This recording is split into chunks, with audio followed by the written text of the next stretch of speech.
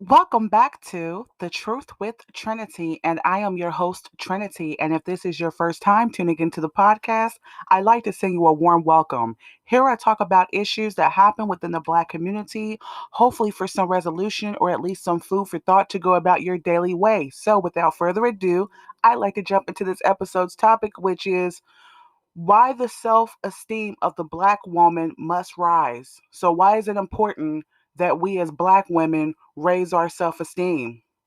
I wanted to start off by saying that so many videos across the internet are pointing out the problem that the Black man seems to be out for the Black woman's life, and that the Black woman, her claws are out for the Black man, so the Black woman is out for the Black man's life. We as a people seem to be bashing each other without coming up with the what are we going to do about it. Okay, so we're voicing our problems. We know we have a problem, but there's not too much material out about what are we going to do about it. I believe the Black man and woman must evolve into a higher conscious state of being to survive. And what do I mean by that? So it can't just be the Black woman who evolves, because then the Black man who is unconscious will continue to destroy the Black woman, or the Black man can't evolve and the Black woman's not refined and evolved, because then the Black woman will still be in her lower conscious state and be destroying Black men, and then it'll just continue to be that domino effect. And that's why it's important that we have to rise together. So both Black men and women, and that's why it's important, for my listeners, my dearly beloved listeners, to understand that this isn't a Black man bashing channel. This isn't a Black woman bashing channel. This isn't a Black people bashing channel, but it's the fact that we've got a problem. We've got a problem within our community, within America, and it's going to take some real problem solving to get past some of these issues. And no, not every Black person is going to want to go along with it. Everyone has their own mind, but I'm sure there are some people who understand and know that it's going to take a lot of hard work for us to change, especially if we're going to bring about that for the next generation, so that we'll have some Black people left on this earth. Let me continue. Um, Both Black man and woman must be willing to do so. So both Black man and woman must be willing to change. For if we do not change, the Black man will continue to damage the Black woman. The Black woman will continue to damage the Black children. The Black male child will grow up to hate himself and Black women, and the Black female child will grow up into another generation of females who hate men. So that's what's going to happen if we don't, as Black women, we need to be pioneers. And stop the cycle. And we need more Black men that are going to be pioneers too, that say, hey, the buck stops here. Okay, so both Black men and women. Because the reality is that we have a problem. Like I said, we have a problem within the Black community. And that problem is that no one hates Black people more than we hate each other. Okay, so we could talk about, Asians disrespect us, Caucasians disrespect us, all sorts of people, but no one disrespects Black people like other Black people. No one hates Black people more than other Black people. Okay, and despite the job, class, rank, and title of the Black man and woman, so we've got some impoverished Black people, we have some wealthy Black people, we have all sorts of Black people, in this country. The thing that binds us together is the mental illness of hatred that exists between us all. Okay, so there's different levels of the hatred. But for the most part, I'm not going to say all Black people, but for the most part, we have a problem that exists no matter what the class or riches or poorness is within Black people, that it's just something that we can't seem to get along. And if the Black woman and man does not heal at a simultaneous rate, so that's what I was saying earlier, we have to heal together. So the Black woman, it can't be just a whole bunch of healed Black women and then Black men are not healed and then they continue to damage Black women. Or we can't have a multitude of Black men healing themselves and Black women are not healed. We got to heal together. Okay, the reason why is because then the domino effect of hatred will continue. So if we don't heal together, the domino effect of hatred will continue. Okay, I go back and forth discussing various issues between black women and men. But today, I like to talk about why it is so crucial for black women to elevate their self esteem despite how difficult it may be. It can be difficult, when we look, like I said, when we look on TV, you know, we're always being bashed at times, sometimes we can find it difficult for our own black men to love us. And let's face it, sometimes when we look in the mirror as black women, it can be hard for us to love our own image at the end of the day in the mirror. But I like to discuss how black women's self-esteem has been lowered. So that's the first thing I'd like to talk about. And then we can discuss how to increase our self-esteem as black women, okay?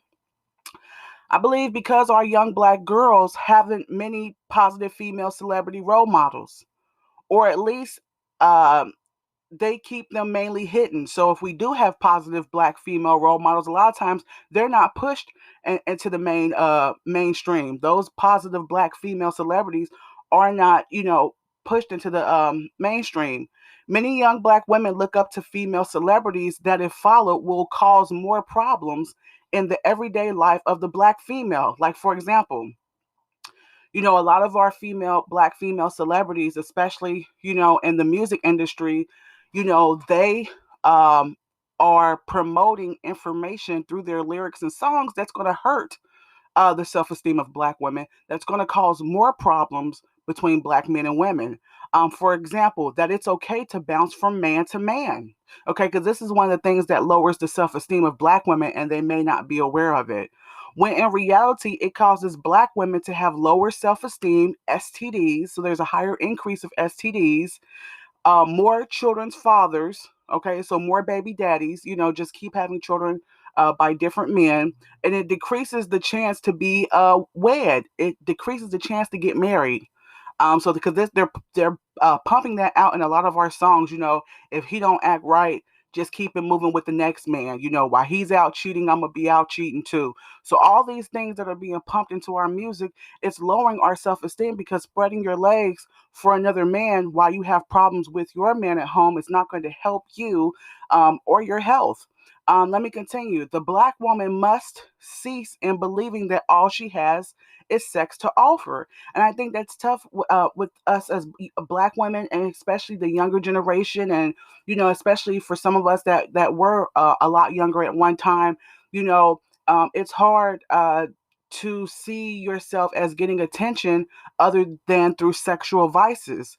And I want to go over some of the ways that we display that all we have is sex to offer. Even if it's subconscious, we might say out of our mouth, oh no, I'm more than just my sex. But this is the way that we display that we're not more than just our sex, though. Okay, so our actions are contradicting what we're saying out of our mouth as black women. Taking pictures in sexually and compromised positions, okay? Just taking pictures with your legs open, crouched down on the floor, butt out, tongue out, all these things is, trying to gain attention subconsciously through a sexually indicative way. Versus, with your legs closed, some type of a nice length of dress on, and, presenting yourself as a lady, you can get attention that way. Or sometimes I think subconsciously as black women, some of us may fear that we can't get attention other than without showing our butt, our breast, or something like that. Okay. Um, Continuously wearing provocative clothing to entice a man, because deep down inside we feel as though otherwise other men won't pay attention to us. And I think that's a problem within our community, as young black women and black women, period. Sometimes I think we don't think that we can get attention other than putting on something that's very revealing. Okay, and a lot of black women, sometimes they may dispute this, but like I said, our actions as black women, they're a contradiction to what we're actually saying. And a lot of our, unfortunately, a lot of our black sisters are getting paid, to promote this on stage. They're on stage. They're out there touching on themselves, revealing their breasts out on stage. They've got these little cat suits on with thongs on. That's on stage, but those type of actions are going to continue to have other people look at us like we're Jezebels, like we're promiscuous, even though we don't want to send those messages out to ourselves. They're also promoting this message that it's okay, you can do whatever you want. You're a woman, you don't have to care about what anyone says. See, they're promoting that on stage, but then in real life, we're wearing these type of outfits and we're asking men to respect us, and they're not going to with those outfits on. They're not going to. Um, we must stop being loud in public because we fear others may not pay attention to us. Okay, and I find that a lot, especially in the urban communities, a lot with our younger sisters, because they haven't been practicing class. Some of them have never heard of class and etiquette. We're loud out in public, a lot of us, and I think it's to get attention, to get attention put on us. And like I said, it's natural for women to want attention. But once again, these are the ways that we're exhibiting that we have low self-esteem for ourselves, because a woman, when she's conducting herself in the right way, she can just appear in a room or appear somewhere, and people and men are going to pay attention to her. Okay, because it's about what we have on the inner part, along with being beautiful on the outside, but it's the inner poise and energy that attracts people to us, radiates our energy that radiates. Another thing is we must stop cutting down our fellow black woman. Okay, because nothing spells low self-esteem than a woman that has to talk about another woman. Oh, did you see her hair? I wonder if it's fake. Oh, I see the lace on her weave. Oh, did you see her shoes? She's had those for 5 or 10 years. Did you know that I knew a girl that slept with her child's father? All these things are spelling out, the gossiping, the ripping and tearing down our own sister. Those are spelling that we don't have any self-esteem about ourselves when we do it to other black women.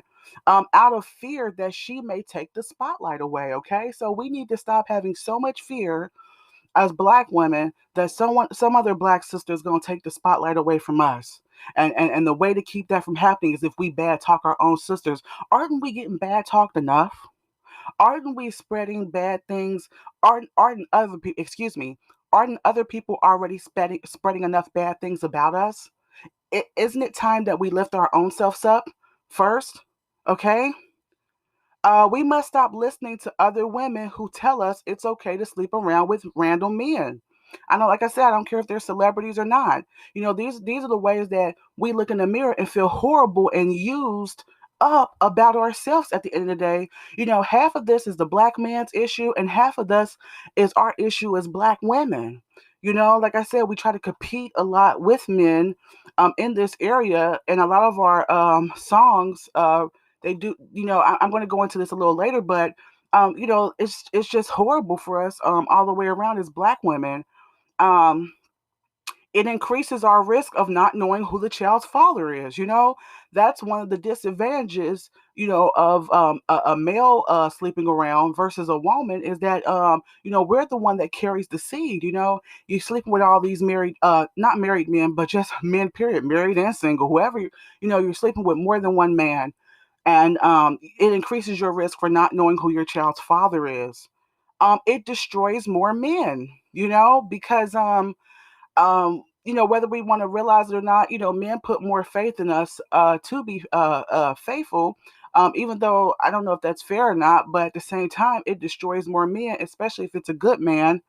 And a lot of times, as black women, we'll have been cheated on in the past. So someone cheats on us in the past, we get with the next guy, having a preconceived notion that all men are going to cheat.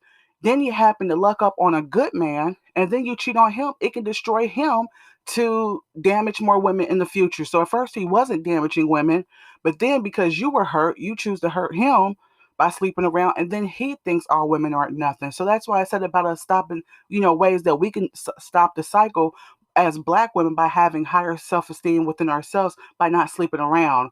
It increases our risk of having more children than we wanted to tolerate, you know?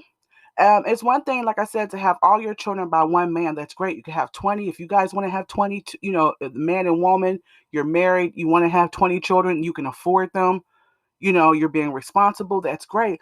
But when you sleep around with random men, it increases the risk, like I said, of having more children than what you wanted to have.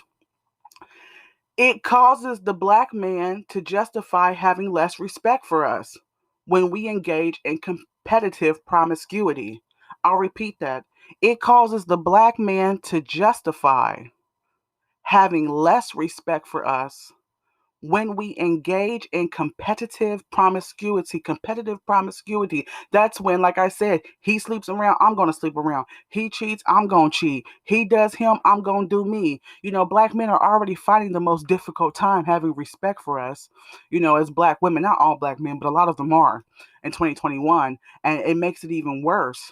It makes it worse, when we feel like we have to cheat just because they cheated. It just justifies them hating us even more. Another thing, black woman, stop looking towards America to find the value of your black beauty.